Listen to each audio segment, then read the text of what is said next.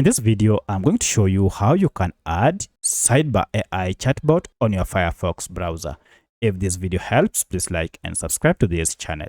Alright, so by default, Mozilla Firefox browser has a chatbot on the sidebar here.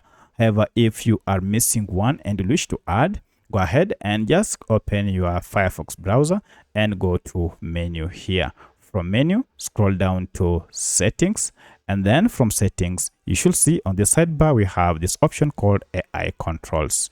If you tap on this, now we have an option to choose chatbot in sidebar, and currently you can see it is blocked. So if you tap on this, we have an option to add any of these AI models such as Anthropic Cloud, ChatGPT Copilot, Google Gemini, just to mention but a few. So I wish to go ahead and add ChatGPT, and if you tap on it, you can see it has now been enabled here, and you can see its symbol is here. So if I open a new tab, you can now start using ChatGPT straight from the sidebar by just tapping on it and then ask anything. So that's how you can add AI chatbot on your Mozilla Firefox browser sidebar.